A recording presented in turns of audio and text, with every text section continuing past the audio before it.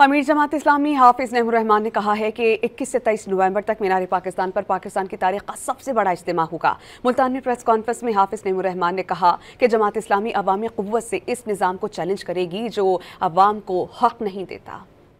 जमात इस्लामी ने नवंबर के महीने में 21, 22, 23 नवंबर को मीनार पाकिस्तान पर एक बहुत बड़ा पाकिस्तान की तारीख का सबसे बड़ा इंशाअल्लाह इज्तिमा होगा और ये इज्तिमा आम लोगों को एक उम्मीद दिलाएगा, मायूस नौजवानों को उम्मीद दिलाएगा कि ऐसे नहीं बैठे हुए हम कि बस जो चाहो करते रहो, हमारे हक पे डाका मारते रहो, जमहूरियत को पामाल करते रहो, फॉर्म 47 वालों को मुसल्लत करते रहो, जेन्युइन लोगों को आगे बढ़ने नहीं दो और हम तमाशा देखते रहें। अब ये बहुत हो गया है।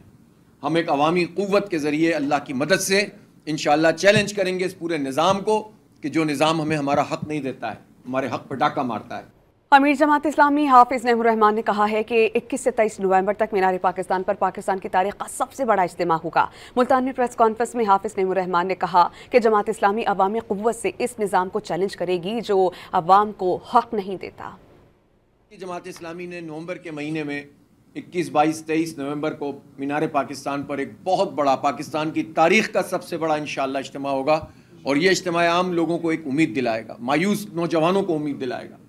कि ऐसे नहीं बैठे हुए हम कि बस जो चाहो करते रहो, हमारे हक पे डाका मारते रहो, जमहूरियत को पामाल करते रहो, फॉर्म 47 वालों को मुसल्लत करते रहो, जेन्युइन लोगों को आगे बढ़ने नहीं दो